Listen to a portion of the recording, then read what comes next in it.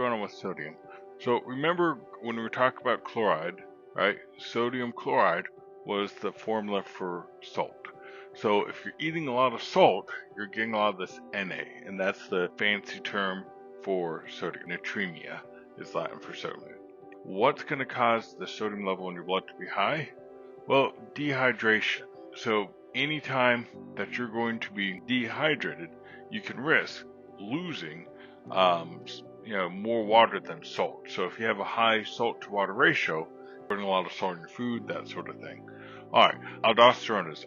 So remember, aldosterone says, whoop, this just in, potassium too high. But it also says, whoop, this just in, sodium too low. And so it's going to make us pee out potassium, but we're going to suck up lots and lots of sodium. Well, if I suck up too much sodium, my sodium level is going to be high. Diabetes insipidus. What this is, a lot of people, oh, I know what diabetes is. That's when you pee all the time.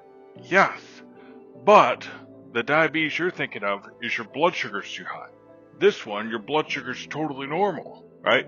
But your brain is not able to produce the anti-peeing hormone called antidiuretic hormone. And so what happens is your kidneys, oh my goodness, we're way too hydrated, pee, pee, pee. And so you're losing all of this fluid.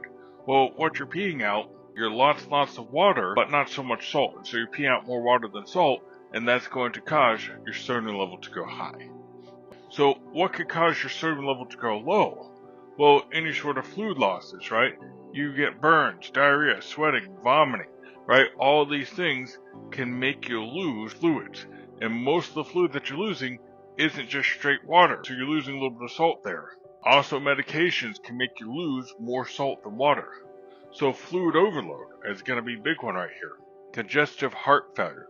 What's happening is your heart's not pumping out enough blood to meet the demands of the body. And so the kidneys aren't getting enough blood flow. And so they're desperately holding on to the fluid to think, if I just hold on to a little bit more fluid, the heart will be able to pump out enough blood and everything's going to be good. Well, no, the heart's broken. That's why you have congestive heart failure. And so you're holding on to tons of water and your sodium level's going really low. Matter of fact, the lower the sodium level is in the blood, the higher your chances of dying of congestive heart failure is. This is actually where you get a little bit of controversy in terms of congestive heart failure, whether or not you should restrict them on sodium or not. Most doctors say don't eat salt. Low salt diet is extremely important for your congestive heart failure.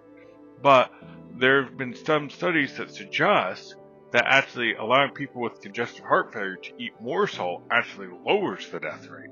So a little bit of controversy there, right? Medicine is never as straightforward as what people would like to believe. Okay, so cirrhosis, your liver is failing.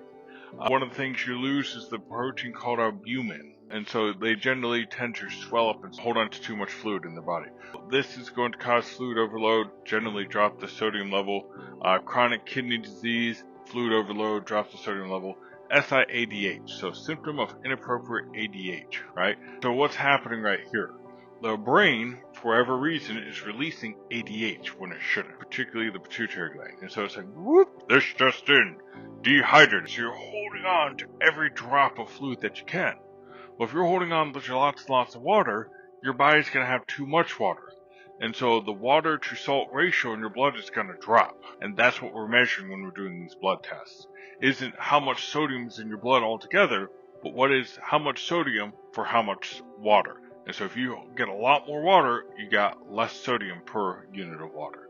And so that's going to cause your sodium level in your blood to drop.